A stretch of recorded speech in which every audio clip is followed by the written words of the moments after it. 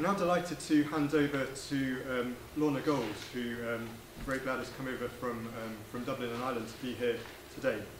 Dr. Lorna Gold is a leading voice on Laudato Si and divestment in the Catholic Church and in Ireland. She's the Vice Chair of the Global Catholic Climate Movement, and she's the chair of the working group set up by the Irish Catholic Bishops' Conference to implement Laudato Si. She's also on a ministerial advisory group established by the Irish government on a national climate dialogue. She leads the Laudato Si Project for Trocaire, where she was formerly head of policy and advocacy. Lorna's widely published, and her most recent book, Climate Generation, recounts her personal story of awakening to the climate crisis as an activist and mother. So Lorna, we're very pleased to have you here today. Thank you.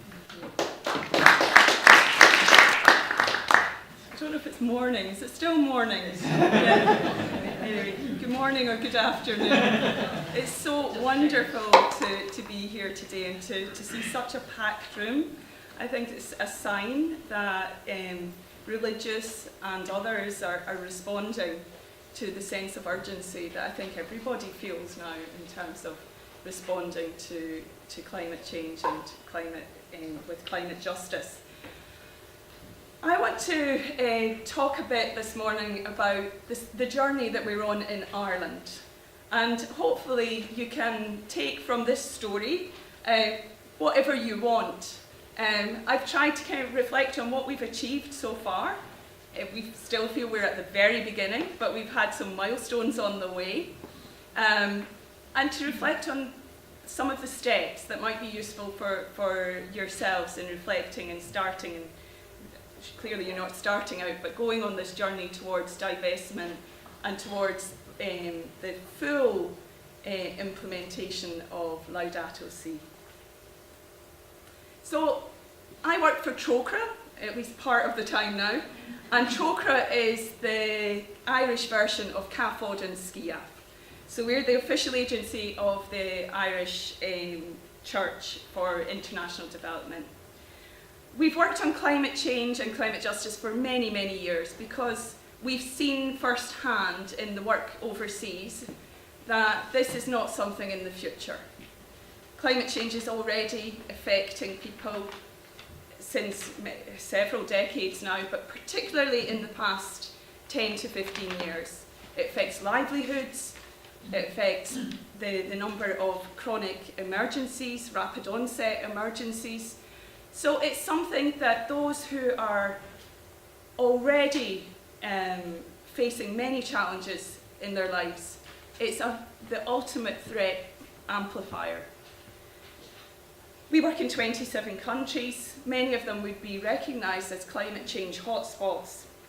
And we have a dual mandate, similar to CAFOD and SCIAF, in that we work overseas, but part of our mandate is to be prophetic and to raise the issues of injustice and poverty and the reasons why people are suffering these injustices in Ireland. We also share a campus with Maynooth University and the Pontifical University of Ireland, St Patrick's College. So we work very collaboratively, and it's been a very fruitful collaboration, particularly on questions of climate change. We've been very much behind a growing climate movement in Ireland, particularly over the past 10 years. Our campaign has gone on for over a decade on climate justice, and we continue to see the numbers of people engaging in this rising all the time. However, our climate change work took really a step change about 4 years ago in 2015, when we were preparing for the Paris Agreement and the big year that we all talked about for climate change and sustainable development. We had a conference collaboratively organised between Pontifical University and St Patrick's College, and we were very successful. We were very lucky in that we got a tip-off when Laudato Si was going to be announced, and we managed to time our conference 2 days after the announcement, so we look very, very relevant. We had 600 participants from all over Ireland, and we were very fortunate to have Mary Robinson and to have Bill McKibben come over from the United States. And it was a springboard to action. It was a national event. It was reported on the media. It was a serious event to have a springboard into action. And what did we really understand from that conference and from the research that we did? The challenge that we need radical, urgent change, systemic change, that we need to build this change both from the grassroots and what we call the grass top, so from the top and the bottom and everything in the middle. Ireland itself as a country, we're laggards, and that's the words of our Taoiseach. We're laggards when it comes to climate policy, and stubbornly so. But overcoming that involves overcoming the apathy and ignorance. Ignorance meant very much in the sense that people are generally, the general public, whilst there's a growing awareness of climate change, ignorant to the actual urgency of, and let's say the maths behind the urgency of what we're facing today. And having had conversations, obviously, with Bill McKibben, who is the founder of 350.org, and then talking with other people in Laudato Si and the call, paragraph 165, we decided that it would be the time to launch a significant initiative on fossil fuel divestment. Because we saw divestment as a way to change the system in terms of practical way to get money out of the investments in fossil fuels, to be prophetic, and in doing so to change the story, because that's what we felt we really needed to change, the public narrative around climate change. And these are two slides which I put in just in case people felt a need to kind of know the numbers and the facts around this. Just because this slide is in terms of our emissions trajectory. It's a little bit dated now, it's based on a couple of years ago. And you may well have seen this. So the black line is emissions today, and then the other lines are the potential trajectories that we're on in terms of climate emissions. We're still, even after the Paris Agreement, heading towards a between 3 and 4 degree rise in global temperatures. The recent research that's come out in the past couple of years since Paris, particularly the IPCC report on 1.5 degrees, says that emissions need to peak globally within the next 2 years in order to meet the 1.5 degree challenge. And when I see the people that Trocaire works with who are already facing the huge impacts of climate disruption, that 1.5, which Pope Francis worked very hard to get into the Paris Agreement, is their lifeline. It's the lifeline not only for them, but for future generations as well, if we want to salvage. So whereas 2 degrees we talk about as a target, 1.5 from the perspective of a prophetic action is where we need to be focused on. And we are nowhere near going in that direction. So whereas we can be hopeful, the hope comes, to quote Greta Thunberg, the activist, hope comes when you take action, and only when you take action. So this slide is really to say, this is urgent. Urgent to the point of we need to be disruptive. And this is a carbon tracker. We have Mark Campanelli from Carbon Tracker here. It's his slide, which really, when Mark came to visit us in January of 2016, and we talked about divestment, and he showed us this particular graph, I think it grabbed our attention. He should be here talking and telling what this graph is about. But the outer circle is the reserves that are on the books of fossil fuel companies. The emissions that would be emitted if the fossil fuel reserves that are currently on the books were to be used as is planned, because all our pensions and everything depends on the valuations based around that.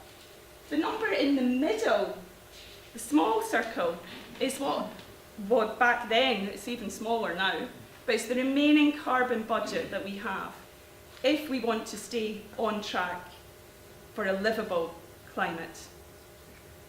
And that's based on 2 degrees. So if we were thinking 1.5, it's an even smaller. So I think just reflecting on the scale of the outer circle and the smaller circle makes you realise that we have a serious issue in terms of business as usual, in terms of burning of fossil fuels and the valuations and what's currently on the books of fossil fuel companies.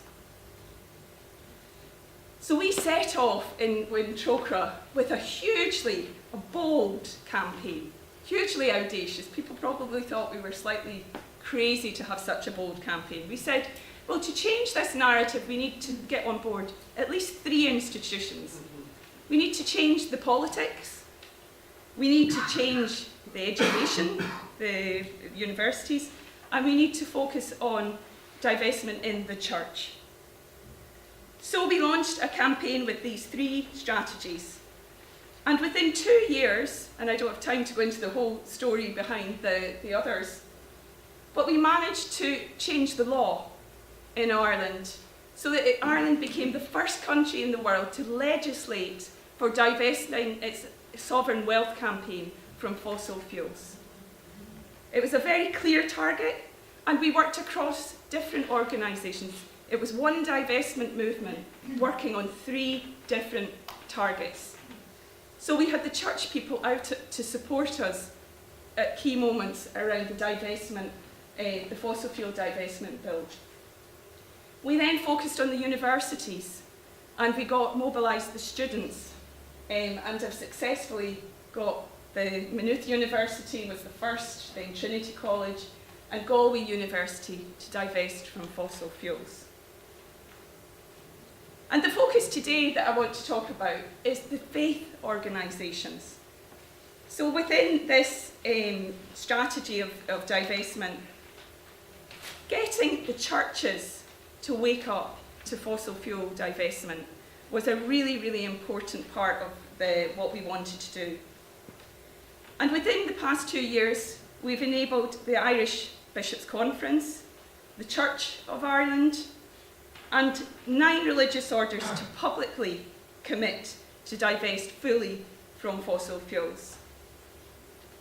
Many, many other religious orders, as I'll come on to say, have actually divested, over 50, but for various reasons have not been able to say that publicly beyond meetings like this. So I want to play you a little clip from the announcement that our Bishop William Crean, made on the eve of Pope Francis' visit to Ireland last year. So if you just go on to the next one, this is the eve. This is in Christchurch Cathedral, to a packed cathedral.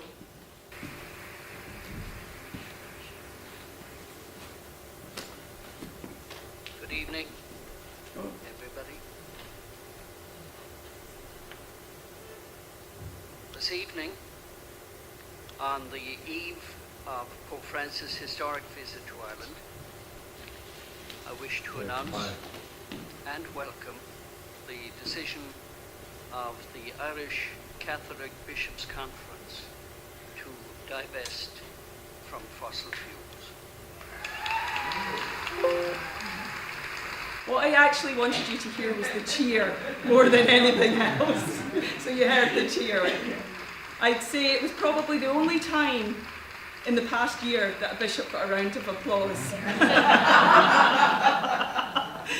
Or got a round of applause in that context. The cathedral was full to bursting with young people, with people from the climate movement, with people from who'd worked with us on the divestment campaign. It was a very, very moving moment. And I'll leave the full video so that you can have it on the slides afterwards. So the question is, how did we bring climate justice and divestment into the heart, given that it's Valentine's Day today, it's the Green Heart, the heart of the Irish Church? So we have to understand where the church is at in Ireland, and it's not a pretty picture. Because I think part of us could deny there's a challenge there, and some people have said to me, we've got lots of people divested because the Irish church is really big. And you're all Catholics over there, so you're all divesting. Nothing could be further from the truth. It's a church in decline, in crisis of relevance, scandals of sex abuse and cover-up, the mother and baby homes, dependence on an ageing, overworked clergy, and theologically, ecology is the last thing on anybody's mind. Father Sean McDonough, Columban priest, eco-theologian, very good friend of mine, put it this way, and I hope he doesn't mind me paraphrasing, I'm sure he'll be fine. Irish priests have been formed, and I would say Irish priests and Irish Catholics, every Irish Catholic's been formed, to despise the things of earth and love the things of heaven. We say it every day at Mass. In Laudato Si, Pope Francis has brought us from kindergarten to PhD level in ecological theology in one swoop. We need a synod process to understand what we need to do.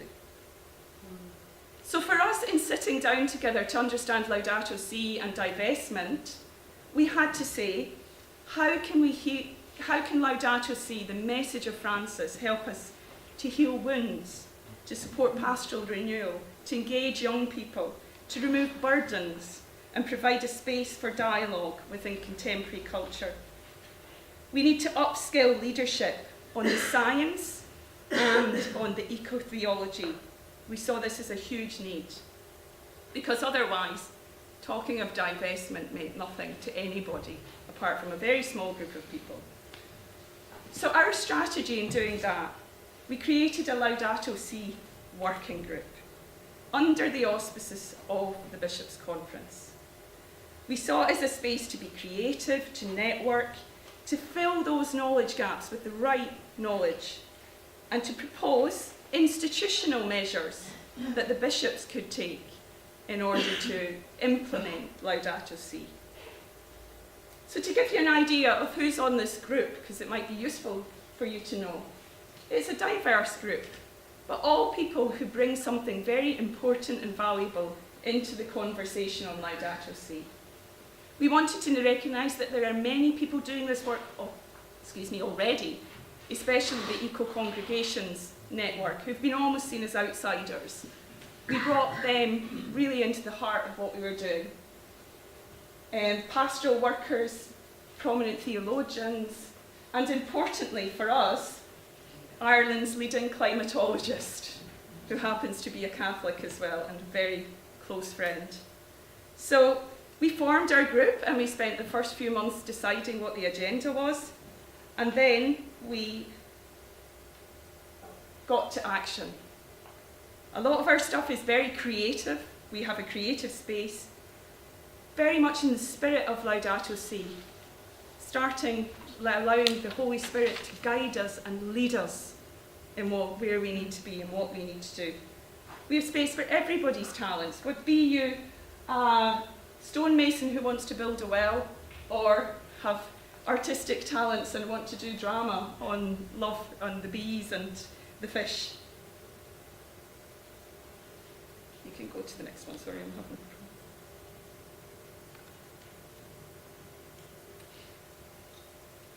And in filling the knowledge gaps, we started a process which I know is happening here as well, and it's great to hear about the Laudato Si Institute, on building an understanding of Laudato Si that was directed towards every sector of the church and beyond. An important part of that was in-service trainings for leadership in the church. So we established ourselves as a commission of the church that could provide in-service on Laudato Si. And I think the most significant thing that we did over the past 2 years was a retreat, full-day retreat on climate change and Laudato Si for all the bishops in Ireland. And every one of them attended. I have to say it helps when your boss is about to come to the country. They all attended and they all wanted a nice little phrase that they could quote back to the Pope when he visited. But we took full advantage of that. We produced tailored resources, support for and organising diocesan and religious order events, and being on call to provide support and advice. Next one, James. So coming to the important part of the institutional measures that we were proposing around Laudato Si, which were discerned through this diverse group. We came up with, I think, 4 key ones that we proposed to the bishops. And because they understood, and I would say we're on a journey of ecological conversion which continues, these then passed. So the first one was the annual season of creation, which was passed by the Council of Catechetics. Divestment from fossil fuels, which was passed by the Finance and General Purposes Committee. Adult faith development programmes that have Laudato Si in them for Council of Catechetics. Getting Laudato Si into the primary and secondary school Catholic RE curriculum.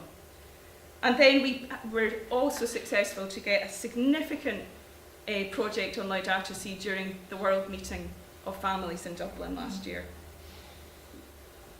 So when it comes to divestment, we learned a lot over the past couple of years. We tried and failed twice to get the bishops to engage between 2015 and 17. And part of that learning was, well, they're not going to divest if they don't understand. So the understanding, but also part of that was that we were bringing the issue to the wrong committee. We thought that the bishops would see this as a justice and peace issue. So we were pushing at a door, and they would say, well, that's very nice, and give us a nice general statement on divestment. But then I had a funny phone call with the Bishop Conference Secretary at one stage, where I said, have they divested or not? And he said, I don't know. And then we had to look through the minutes of the meeting to see. I mean, it sounds crazy, but what he was saying was, the only people who have the power to put a divestment decision into practice is the Finance Committee. So of course then we went with our divestment toolkit, which is tailored towards finance committees, to the Finance Committee, and we gave the presentation on the carbon bubble and fossil fuels, and they passed it without question. They passed it on the grounds of the ethical choices that they need to make. And then what we found was that once the Finance Committee and the subcommittee of the bishops had passed it, it then just gathered steam. And there was no finance, I've learned this, that no finance decision taken by the Finance Committee is ever turned down in the general meeting of the bishops. So if you win the Finance Committee, you've got the bishops. But of course we also built good relationships with the investment advisors to the bishops and to the religious orders. One of the colleagues from Davy Investments, who advises the bishops in Ireland, is here today.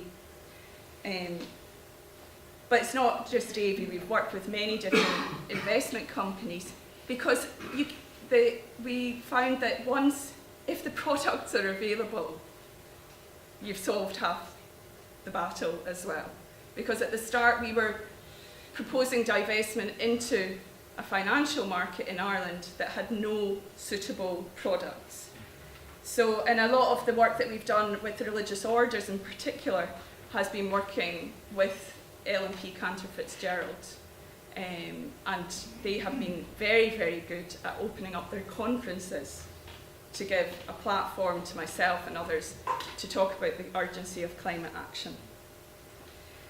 But at the end of the day, once they had made their decision, the key thing became who could make the announcement, because fossil fuel divesting is part of it, but being prophetic means announcing, taking the step to have the courage to announce.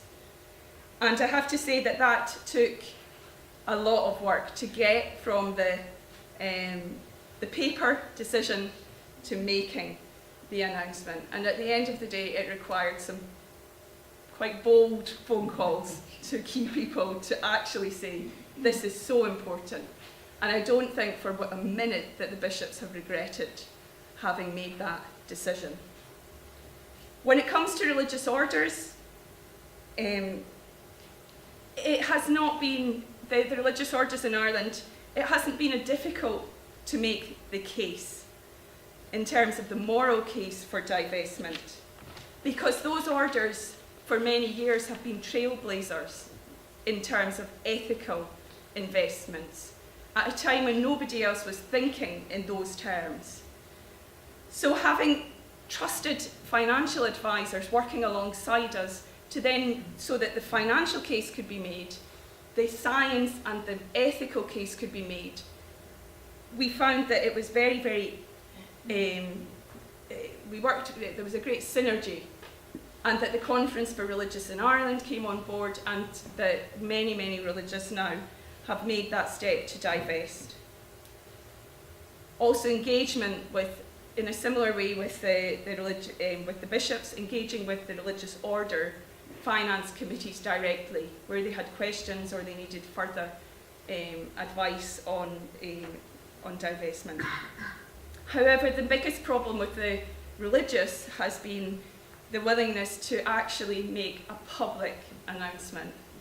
And that's a really, it's something that in some ways is beyond the control of those of us who are calling for fossil fuel divestment. But we're looking now to see whether it would be possible to make some kind of group announcement, because the fact that over 50 orders have taken this step and are also invested in carbon negative funds now and are doing phenomenal work, and yet feel that they cannot speak out on this prophetic stance that they're taking. So we feel that we're part, and I'm nearly finished now, of a global movement of faith-based organisations. We're very connected into the global Catholic climate movement through my own role on the board, but also many of the orders are individually connected into GCCM. And that we really look forward to these announcements every year of who is going to divest and make a public announcement of to divest from fossil fuels. And we're really committed to putting more of those dots onto the GCCM map. Our journey continues. We have huge ambitions for the next 2 years, and we're very grateful that we have funding now from a number of different organisations to enable this work to grow. Because whereas we might have achieved a lot, we feel we're really at the start of the journey. We have a network of people working to implement Laudato Si, and in terms of what we are planning for the next 2 years in Ireland, we have agreement now for a synodal type process for the whole church, which involves regional meetings throughout the country involving the diocese, the religious orders and the bishops, and that is getting underway in April. In the statement the bishops released when they made their own collective commitment to divest, they also committed to a process for divestment for all 26 dioceses. We urge them to make their national commitment first in order to set the bar and set example, but our work now is just at the beginning to work now to implement that decision in all 26 dioceses, and that starts next month. And then in parallel with that is to build the network of eco-parishes and hopefully engage our own government in supporting the low-carbon transition in parishes and in local communities. So my final slide is key lessons from the Irish experience. I say that fossil fuel divestment is not an end in itself. It's very technical in some respects, but it only happens in a faith-based context when you enable an ecological conversion of the leadership in particular, and you have practical solutions on offer. That conversion by its nature involves getting people to join the dots and to a deep sharing of knowledge across silos. I never realised this until I started on this work, but the amount of silos in our Catholic organisations is phenomenal. So I wanted to present a package of measures on Laudato Si to the bishops, and they said, we don't do packages. So all these institutional measures had to be proposed individually. One key lesson is generating momentum. We were helped by the fact that Pope Francis was coming to Ireland, and people wanted to feel they were prepared. But it's building synergies now across different campaigns, especially the young people, and the religious in Ireland are very involved in the Friday for Future climate strikes and supporting the young people in an intergenerational movement. Relationship building, as with anything, is critical.